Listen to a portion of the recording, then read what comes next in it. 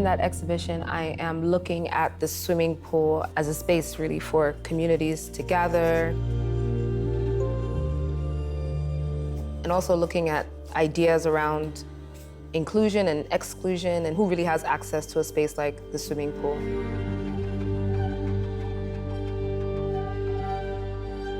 I am creating a body of 12 works, more than half of which were started in Nigeria. And the other half I started here in New York during my residency at the International Studio and Curatorial Program in Brooklyn.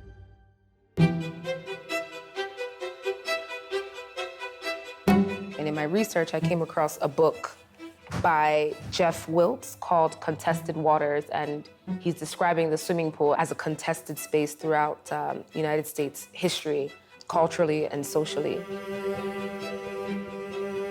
During the times when public pools were desegregated, for example, when people who otherwise had uninterrupted access to the swimming pool then had to share the space with Black bodies, and how that was such a contentious subject during that time.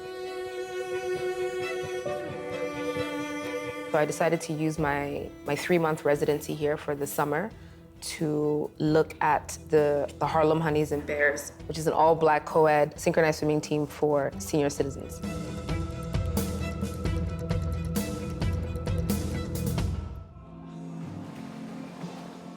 Ah!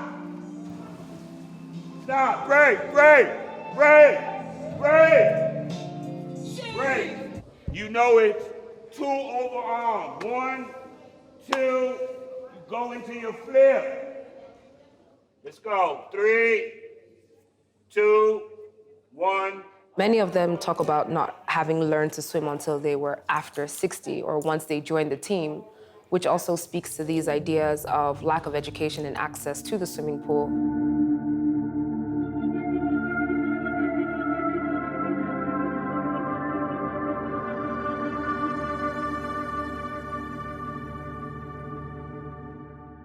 I was born in Jacksonville, North Carolina. When? What year?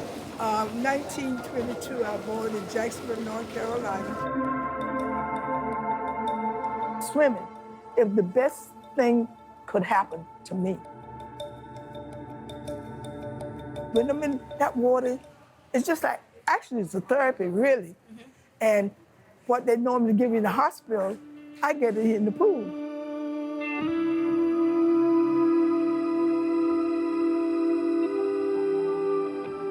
By the time we actually got the permit, which was about 7 weeks into my stay, I had been with them enough times that everyone knew who I was. I had become something of an honorary member. Always just drop by the pool. So they practice on Mondays, Wednesdays, and Fridays, and some weeks I was there on each day.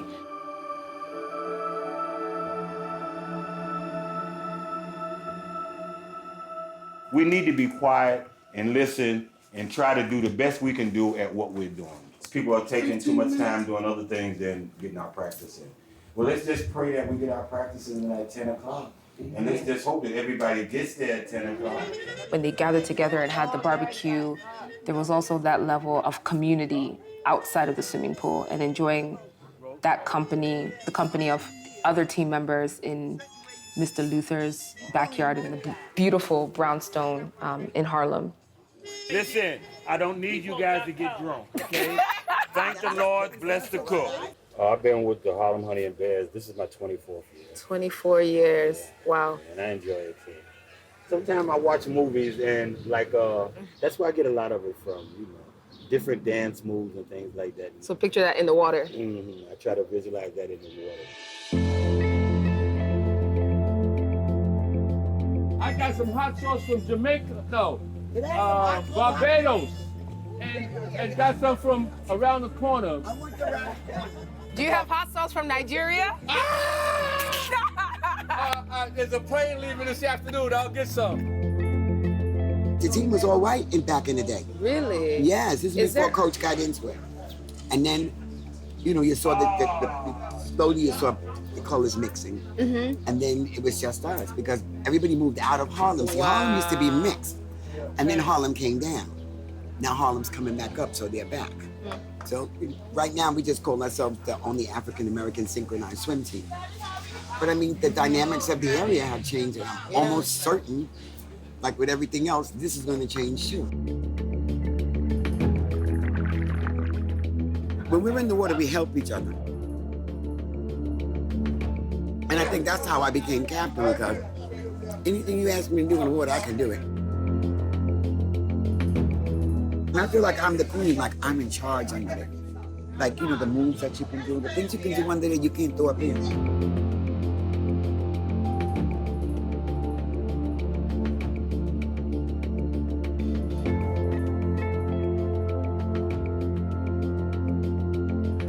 How are you all? Now that we have you across the street. So these are the works that I've done so far, and they're based very generally on synchronized swimmers. What in this group? We're not represented in any of these. Not yet. Okay, I didn't think so. Thank you. You were like, where am I? Where are we? No, not yet. You talked about the hair being in these big buns and how you know you can't really get in the water like that. And it's a thing, right, for Black women thinking about what to do with one's hair before getting into the water, even if you are wearing a swim cap. It's one of the reasons why our African youth, female youths, when they get to a certain age, their hair is more important than learning how to swim. And then at that point is when they leave swimming. The idea that young Black children are so prone to drowning at least 5 times the rate as other children. And that possibility that there's a risk of them drowning because they are Black children and they don't have the access or exposure or education or interest in swimming, and therefore that could potentially cost them their lives. Historically, it's because we were not allowed in this. Right. Okay, and then the other thing is that when we came over, you can't swim in an ocean.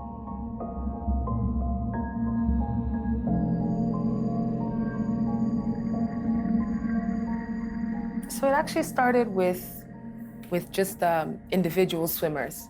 And the idea was that I was trying to portray what my experience was in the art world. So having jumped in about 4 years ago and not really knowing what to expect in the art world, not knowing how to be a professional artist as opposed to an artist or one that just makes things or creates things.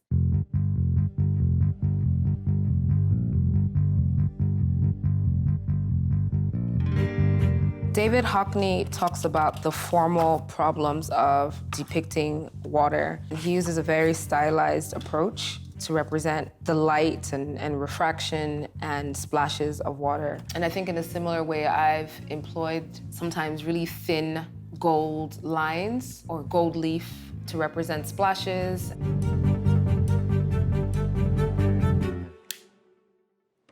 So the burning of the paper and the corrugated cardboard, it adds not just texture, but color to the work.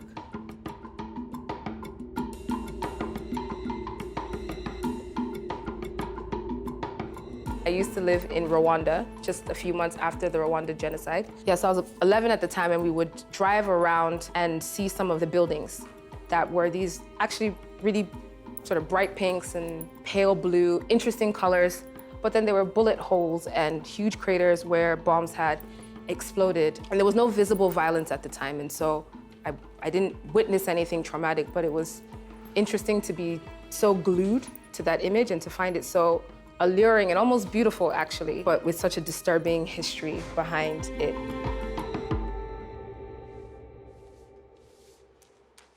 I mean, when I first started working with the concept of the Harlem Honeys and Bears, I didn't realize that I would depict them with so much sort of realism. They were really quite thrown off by the fact that the figures and the faces and the bodies were so abstract, which really made me reconsider how I would bring them to life in the paintings. This person has a name, this person has a character. This is someone that I met, I had conversations with and connected with in some way. So maybe, yeah, that's another reason why I'm also choosing to depict them in a more representational manner.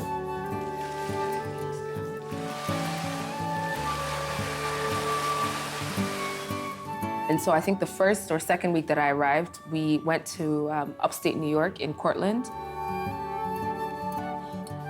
And while they were practicing for their performance, this particular woman caught my eye because she wasn't in that particular routine.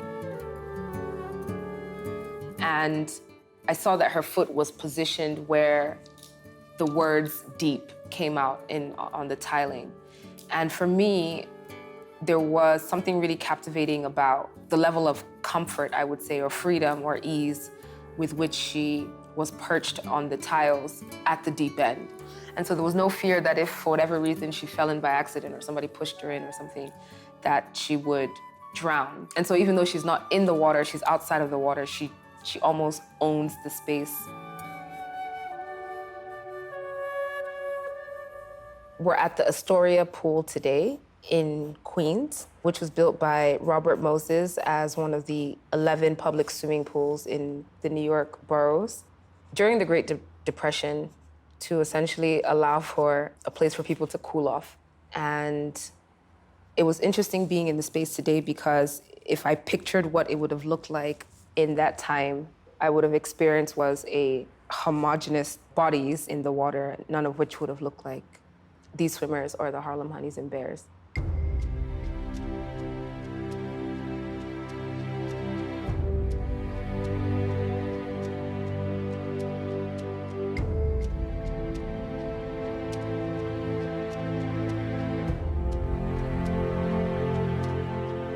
That's you? That came out nice. Painted that? I did. You cut it off like it's like fire. Yeah, the burnt paper. Yeah. That was This is like a cut and paste of a number of different references to arrive at this. I'm like super proud. Why me? I mean, of all people. I don't know. That's me. That's me, and I'm happy when I'm near the water. That's all I can tell you. That's my favorite place in the whole world. It's an interesting thing when you sort of strip yourself down and you're half naked and people can trust you within that space. When you are talking about waters being contested, it really is an issue of trust, whether you trust not only the water, but the people within that space with you. And we just... Oh, so I see you got Joyce here. Ooh, dang. Oh, okay. That's a good picture. That's a good picture. It looks like burnt pieces. What is Yeah, that? I can show you. We can go up close. You got me there. I got you there. You got me. I got you. You got me. Okay, good. You got me. You're calling it The Medallion Man. the Medallion Man.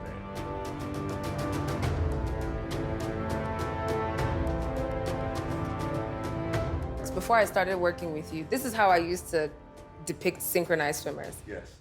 Very different. When I was ready to do your paintings, I would need to incorporate more realism in the way I represented you. Okay. You know, because if I drew you like this, you'd be like, that's not me. No, but that's the artist. You Yeah. know, I respect the artist. I mean, you see something that I don't see, and you put it on canvas. I spent a lot of time taking footage, pictures, and video of them from outside of the water, from an overhead view. But once I got into the water with them, I become part of them.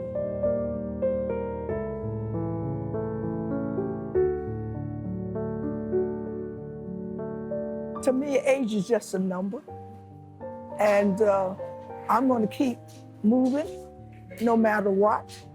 And I just decided I'm gonna be young forever.